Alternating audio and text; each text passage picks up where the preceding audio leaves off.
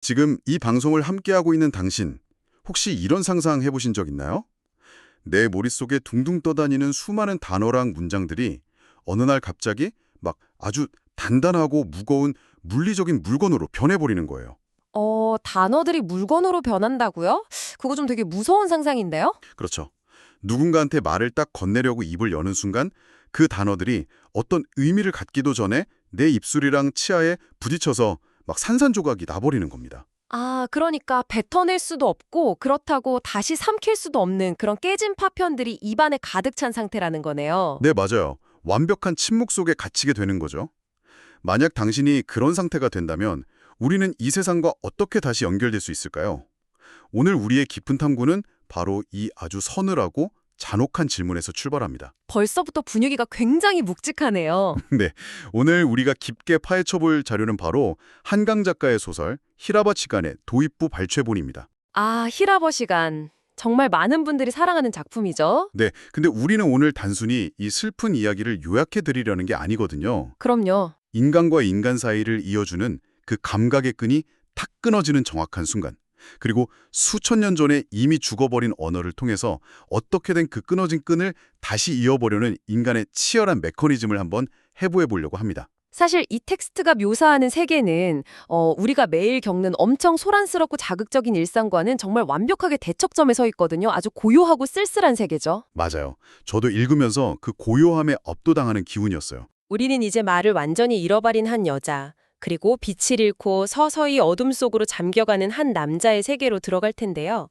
여기서 정말 흥미로운 건 이 두 사람의 상실이 교차하는 공간입니다. 공간이요?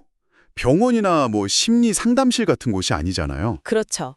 바로 고대 히라버라는 아주 낯설고 이미 멸종되어버린 언어를 가르치는 교실입니다. 아, 멸종된 언어의 교실. 네, 이 발췌본을 통해서 우리는 언어랑 감각이 막 무너져 내릴 때 인간의 내면에서 어떤 물리적이고 존재론적인 변화가 일어나는지 아주 깊숙하게 들여다보는 게 오늘 저희의 핵심 미션이라고 할 수 있죠. 여자는 자기 안의 언어를 세상 밖으로 밀어내지 못하는 비극을 겪고 있고, 반대로 남자는 세상의 빛이 자기한테 도달하지 못하는 정반대의 비극을 겪고 있다는 게 참 구조적으로 너무 소름 돋게 흥미롭거든요. 완벽한 대칭을 이루고 있죠. 네, 그럼 먼저 그 교실 뒷자리에 가만히 앉아있는 여자의 세계부터 한번 파헤쳐 볼까요? 좋습니다. 지금 히라버 수업 시간인데 강사가 그녀한테 텍스트를 좀 읽어보라고 지목을 한 상황이에요. 근데 여자는 입술만 약간 달싹일 뿐이지 아무런 소리도 내지 못하거든요. 주변 학생들은 당연히 당황하겠죠. 막 왜 저러는 거야 하면서 수군거리기 시작하고요. 맞아요. 근데 여자는 거기서 당황해서 뛰쳐나가거나 도망치는 게 아니라 그냥 부릅뜬 눈으로 정면만 딱 바라보면서 버팁니다. 그 장면이 참 숨막히죠. 네, 저는 여기서 주목했던 게 이 여자를 둘러싼 시각적인 디테일들이었어요. 목까지 꽉 차게 올라오는 검은 스웨터, 검은 바지, 그리고 검은색 털실 목도리에 흑자주석 머리끈까지 온통 검은색이에요. 거의 뭐 세상의 빛을 다 흡수해버리겠다는 듯한 복장이네요. 그렇죠. 게다가 손톱은 살이 보일 정도로 아주 바짝 깎여 있고 눈꺼풀은 막 경련하고 있거든요. 이게 약간 그냥 무채색 옷을 좋아하는 사람의 평범한 취향이 아니잖아요. 절대 아니죠. 아주 중요한 포인트를 짚으셨는데요. 그 겹겹이 두른 검은 옷은 타인의 시선이나 세상의 소음이 자기 피부에 닿지 못하게 막아내는 일종의 무장 상태거든요. 아, 방어막 같은 거네요. 네. 동시에 자기가 지금 겪고 있는 그 지독한 단절의 상태를 외부로 전시하는 결과물이기도 하고요. 그러니까 세상과 섞이는 걸 포기하고 스스로를 고립된 섬으로 혹은 아까 말씀하신 블랙홀의 사건의 지평선처럼 만들어버린 거죠. 와, 고립된 섬. 진짜 딱 맞는 표현이네요. 그런데 사실 이 텍스트에서 가장 압도적인 통찰은 그녀의 겉모습이 아니라 내면 묘사에 있습니다. 그녀가 속으로 감각하고 있는 그 침묵의 질감이라는 게 있거든요. 침묵의 질감이요? 네, 사실 그녀한테 침묵이 찾아온 건 이번이 처음이 아니에요. 20년 전에도 한번 말을 완전히 잃은 적이 있었거든요. 아, 맞아요. 그 대목 나오죠. 근데 그녀는 과거에 침묵하고 지금 자기가 겪는 이 현재의 침묵이 물리적으로 전혀 다른 차원의 것이라고 인지를 합니다. 저도 그 비율 읽으면서 진짜 머리를 한 대 맞은 것 같았어요. 과거의 침묵은 그래도 약간 물속에서 물 밖의 세계를 어른어른하게 바라보는 것 같았다고 묘사하잖아요. 그렇죠. 물이라는 매질이 있으니까요. 네네. 소리는 차단될지 몰라도 내 몸을 감싸주는 밀도나 중력, 약간의 온도 같은 건 느껴지는 거잖아요. 내가 여전히 이 세계라는 수조 안에 들어있다는 감각은 남아있는 거죠. 맞습니다. 근데 지금 겪는 침묵은 그 물이 주는 포근함조차 완전히 다 증달해버린 상태라고 나와요.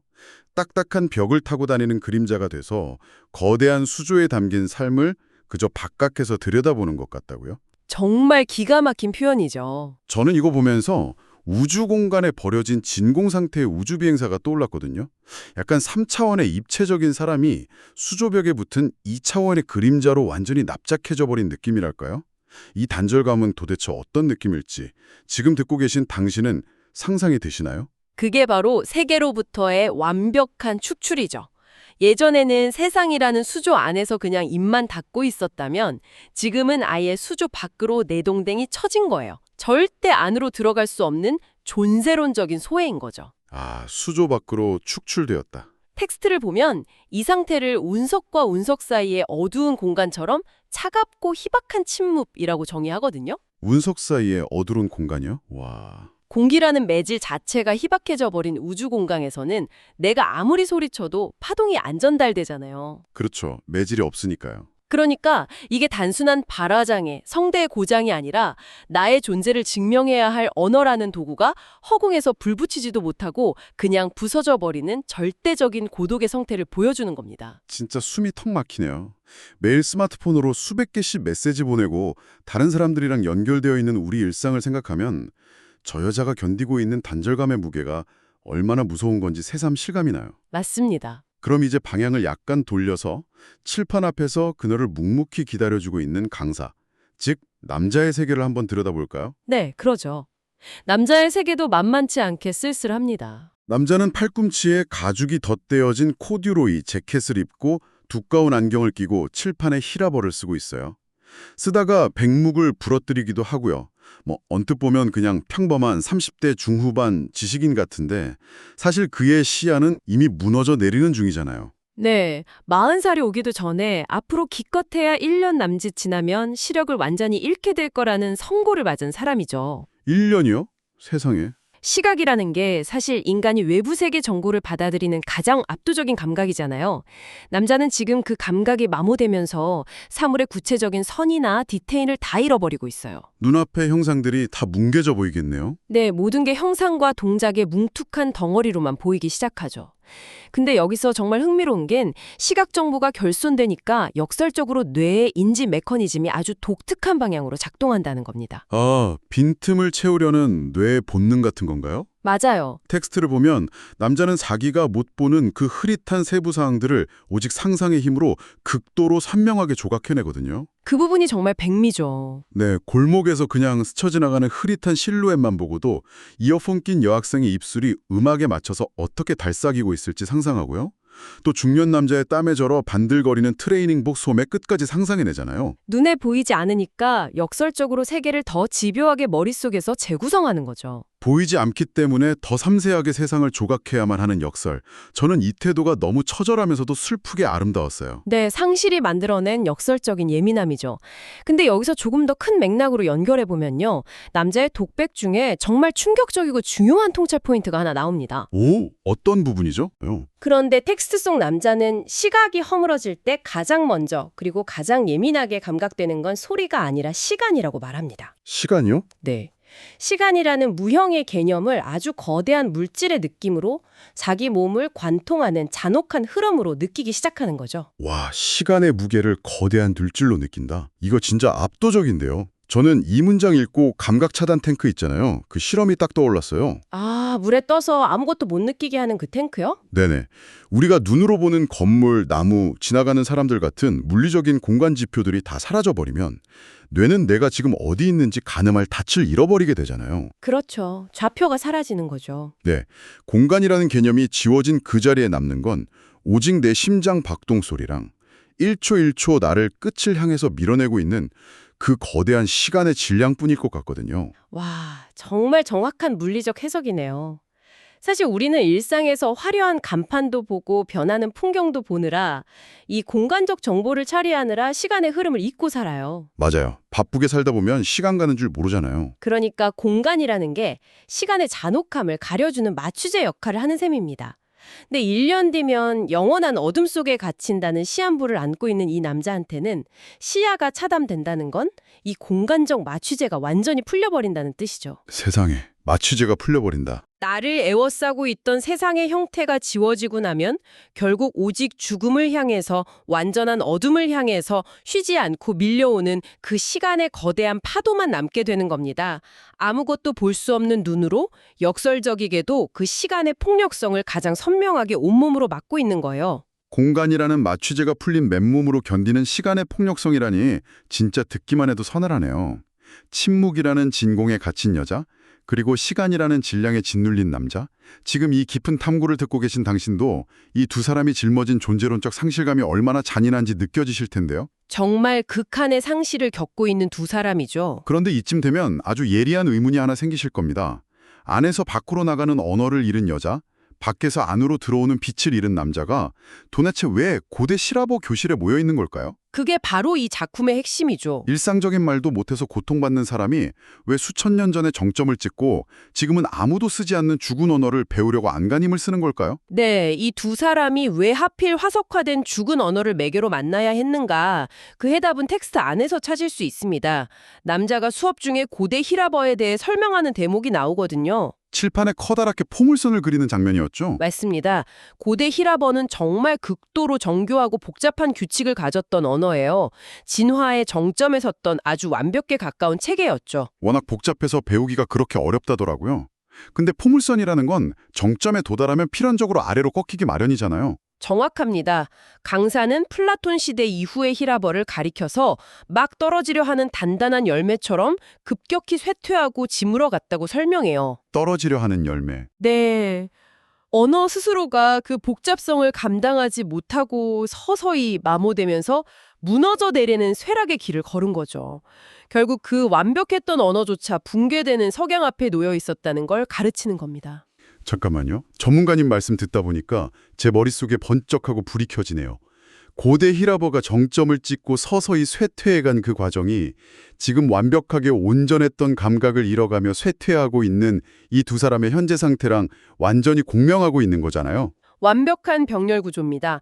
언어의 쇠락과 인간 육체의 쇠락이 겹쳐지는 거죠. 와, 여자도 한때는 말을 유창하게 했고 남자도 시력이 선명했던 감각의 정점이 있었을 테니까요. 그렇죠. 텍스트 속 묘사를 보면 이게 더 명확해져요. 여자가 남자의 강연을 들을 때 남자의 말이 그녀 귀에 온전히 꽂히지 않고 비늘 같은 조사와 어미들이 떨어져 나가듯 파편화되어 흩어진다고 나오거든요. 비늘이 떨어져 나가듯. 무너져가는 언어의 역사, 그리고 무너져가는 개인의 육체가 이 교실이라는 고요한 공간에서 아주 쓸쓸하고 아름답게 맞닿아 있는 겁니다. 진짜 숨막히는 교차점이네요.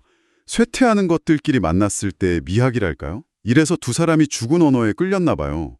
끊임없이 상처 주고 변하는 현대의 살아있는 언어가 아니라 더 이상 쇠퇴할 것도 상처받을 것도 없는 수천 년 전에 이미 정지된 화석 같은 언어 속으로 피신하고 싶었던 게 아닐까요? 아주 훌륭한 통찰입니다.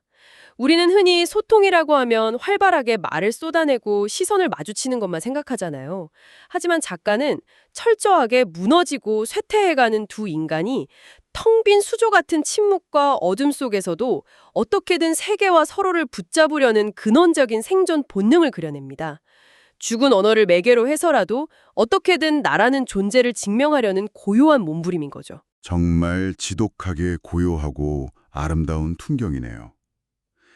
이번 탐구를 함께 해주신 당신, 오늘 저희의 대화가 이 시끄러운 일상 속에서 당신을 아주 서늘하고 쓸쓸한 하나의 세계로 잘 초대했기를 바랍니다. 목소리 없는 사람과 앞이 보이지 않는 사람이 이 침묵 속에서 어떻게 소통해 나갈지 아마 많은 분들이 궁금해하실 것 같아요. 네, 도대체 이 감각의 끝자락에 선 사람들이 어떻게 서로를 이해할 수 있을지 그 짙은 호기심의 해답은 저희가 스포일러하지 않겠습니다. 직접 이 책의 페이지를 넘겨보시면서 그들이 만들어내는 침묵 속의 대화를 확인해 보시기를 강력히 권해드립니다. 정말 경이로운 경험이 될 겁니다. 자, 이제 딥다이브를 마무리하며 당신을 위한 진짜 마지막 질문 하나를 던지겠습니다. 이 두 사람의 쇠퇴는 소설 속의 이야기지만 결국 상실이라는 건 현실을 사는 우리 모두의 숙명이잖아요. 피할 수 없는 포물선이죠. 당신을 증명해주던 커리어, 눈부시게 젊었던 육체, 혹은 매일매일 당신의 목소리를 대변하던 소셜미디어의 그 화려한 페르소나 같은 것들이 언젠가 필연적으로 무너져 내리기 시작할 때 모든 감각과 도구가 사라진 그 텅 빈 진공 상태 속에서 당신이 스스로를 증명하기 위해 마지막으로 움켜쥘 당신만의 고대 히라버는 과연 무엇입니까? 아, 정말 묵직한 질문이네요. 네, 이 도발적인 질문을 당신의 일상에 남겨두며 깊고 짙은 여운과 함께 오늘 탐구를 마치겠습니다. 끝까지 함께해 주셔서 감사합니다.